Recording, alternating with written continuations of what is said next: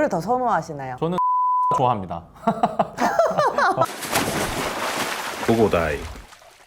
안녕하세요. 안녕하세요. 고고다이브 대표 김영석입니다. 고고다이브 콘텐츠 팀 박별입니다. 대표님 곧 해외여행이 가는데 다이빙 자격증은 뭘 따면 좋을까요? CWT, FIM 차이는 뭐고 제 버디는 수심 어디까지 커버를 해줘야 되나요? 오늘 왜 이렇게 질문이 많아요? 갑자기? 제가 요즘 연습반을 다니는데 네. 프리들이 되게 고민이 많더라고요. 별님이 하도 사무실에서도 많이 물어보길래 프리들 분들이 많이 궁금해할 수 있는 거 자질구레한 질문들이 있잖아요. 그걸 모아서 정리하는 Q&A 시간을 한번 가져보도록 하겠습니다. 우와. 저 그럼 오늘 물음표 살림만 할 테니까 화내지 말아주세요. 한번 보죠.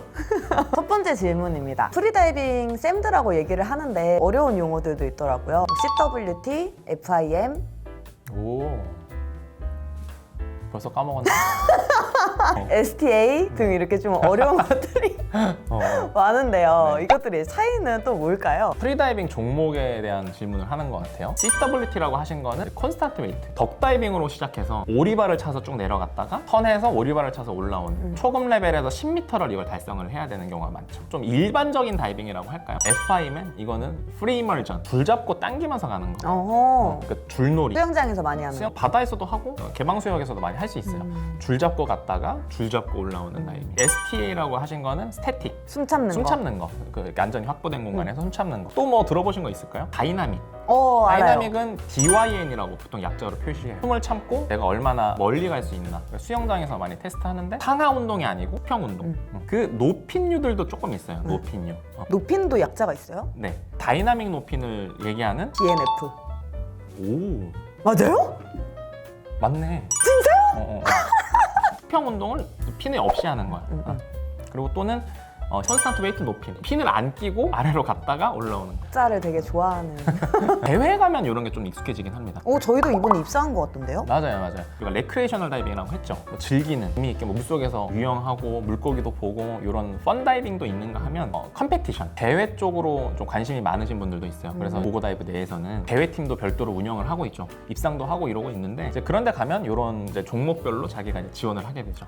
프리다이빙 인간의 한계에 도전하는 그런 스포츠라고 들었는데 이런 게 그런 그거는 느낌이에요? 이제 이 컴페티션이 그렇다고 보면 되죠. 네. 별님은 좀 이제 즐기는 스타일을 좋아하잖아요. 저는 완전. 그러니까 그 컴페티션하고 좀 안 맞는 건데. 취향에 맞게 선택하면 좋을 것 그렇죠, 같아요. 그렇죠. 다음 질문입니다. 프리다이빙은 버디가 필수던데 이거는 수심 어디까지 커버를 해주는 거냐? 라는 질문이었는데 저도 이제 연습반을 다닐 때 버디를 보통 배정을 해주시잖아요. 그렇죠. 저도 어디까지 이걸 커버를 해줘야 되는지 다이나믹을 이분이 하시면은 거기까지 똑같이 따라가는 건지 그것도 잘 모르겠더라고요. 프리다이빙은 무조건 버디 시스템이 있죠. 혼자서 다이빙하는 게 절대 아니고 종목마다 다르긴 해요. 다이나믹은 한 명이 아래에서 다이빙하고 버디는 위에서 스노클링으로 따라가는 거. 너무 멀리 있어도 안 되고 바로 뒤쯤 즉각적으로 반응할 수 있을 정도. 수심 다이빙에서는 어떻게 하냐. 보통 이걸 제일 많이 질문하죠. 버디가 이제 다이빙할 차례라서 막막한 거야. 언제 내려가야 되나? 맞아요. 뭐 어디까지 가야 되는지도 모르겠고 뭐 버디는 하라는데 일단 어디까지 내려가야 되나부터 한번 정리를 해볼까요? 이 친구가 20m 다이빙을 할 계획이야. 근데 나는 10m가 최고 기록이야. 어떡해요? 어떻게? 그런 경우 있을 수 있잖아. 근데 우리가 이 버디를 하는 이유가 뭐예요? 아프면 구하려고.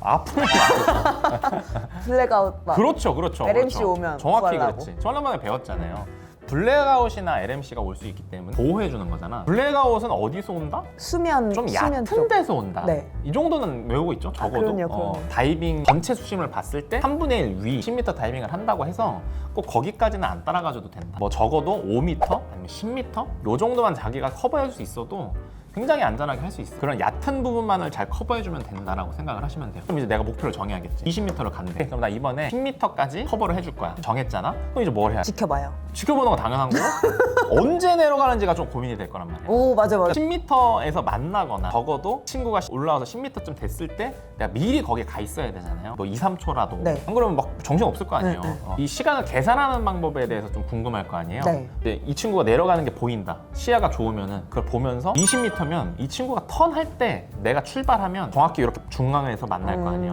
저는 근데 이럴 수가 있어. 안 보일 수가 있어. 근데 시야가 20m까지 안 나와. 이 친구가 턴할 때 이 줄을 당기면서 부위가 흔들릴 거라 그거를 참고할 수도 있고. 근데 뭐 다른 것도 다 안 된다. 그러면 그러니까 시간을 재면 돼요. 호당 한 1m 정도로 간다고 보거든요. 이 친구가 출발하고 20초 정도 지나면 20m 구간에 가 있다는 거 그냥 가정을 하는 거죠. 그때 출발하는 거죠. 보는 거, 느끼는 거, 또는 시간을 재는 거 상황에 맞게 보셔가지고 판단하시면 되고 구체적인 것도 강습 시간에 배우게 됩니다. 익히시면 이제 좀 더 훌륭하고 듬직한 버디가 된다고 볼 수 있겠죠.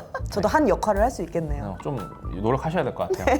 프리와 스쿠버 차이를 알려주세요. 어떤 거부터 시작하는 게 좋을까요? 대표님이랑 별님은 뭐를 더 선호하시나요? 또 재밌는 질문이에요. 네. 되게 많이 질문해요, 사실. 저희 고고다이버에서는 사실 프리다이빙도 교육을 하지만 스쿠버도 교육을 하고 있고 강사님들도 다 이렇게 돼 있잖아요. 맞아요. 그리고 저 같은 경우도 프리다이빙 트레이너도 있지만 스쿠버 강사도 있고 그래서 둘 다를 가르칠 수 있는 사람이 있고 둘 다 한 지가 되게 오래됐어요. 개인적인 경험을 말씀드리면 저는 둘 다 좋아합니다.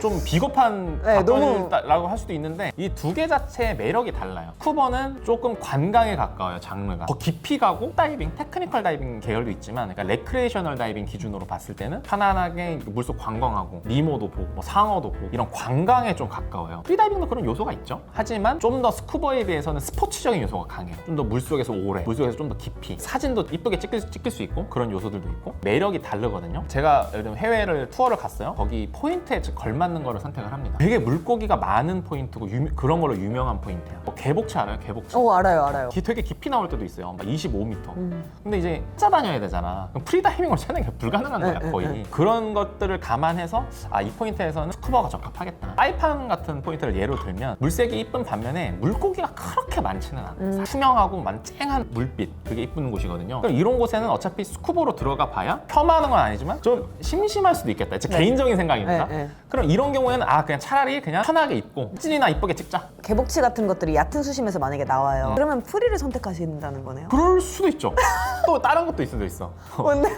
프리다이빙 하면은 핫다리 해야 되잖아요. 근데 술을 너무 많이 먹어. 다이빙할 때 안 좋거든요. 네. 틈실 할 때 안 좋다. 그러면은 스쿠버 쪽으로 오늘 해볼까? 이럴 수도 있고. 상황에 따라서 그리고 그 포인트에 따라서 달라요. 결론적으로는 뭐다? 둘 다 좋다? 둘 다 할 줄 알면 좋다. 어느 하나라도 놓칠 수 없다. 정말 고고다이버 대표님다운 네네. 진짜 답변이네요. 네, 맞아요. 저 같은 경우에는 네. 20살 때 스쿠버로 입문했었는데 아쉬웠던 점은 사진이 되게 예쁘게 안 나온다는 점? 아무래도 이렇게 수트 검은색 많이 입기도 하고 약간 개미 느낌 있죠? 그리고 이렇게 스쿠버는 아무래도 이렇게 장비 같은 게 있기 때문에 누가 누군지 알아보기 힘든 경우도 있긴 해요. 확대해서 사실은. 봐야 돼요. 네네네네. 그래서 인스타 같은 걸 보니까 프리다이빙 인생샷이 진짜 많더라고요. 좀 슬쩍 부러워지기도 하고 수영복도 예쁘고 해서 시작을 해봤거든요. 도전하는 느낌. 좀 더 자유로운 느낌이 있긴 해요. 맞아요. 요즘 또 슬슬 스쿠버가 좀 그리워지긴 합니다. 맞아요. 하다 보면 또 남의 떡이 더 커 보이더라고. 스쿠버 하다 보면 이거 장비 벗어 던지고 프리다이빙 하고 싶다. 근데 프리다이빙 하다 보면 그냥 편하게 저거 메고 하고 싶어. 프리 연습하면서 수영장에 있잖아요. 그럼 네. 나는 쑥 들어갔다가 막 올라와서 헉헉거리고 있는데 밑에 스쿠버 연습하시는 편하게 보고 분들 있잖아요. 이렇게 위에서. 편하게 이러고 네. 부럽더라고요. 남의 떡이 더 커 보이는 것 같아요. 둘 다 좋은 건 사실 맞는 것 같습니다.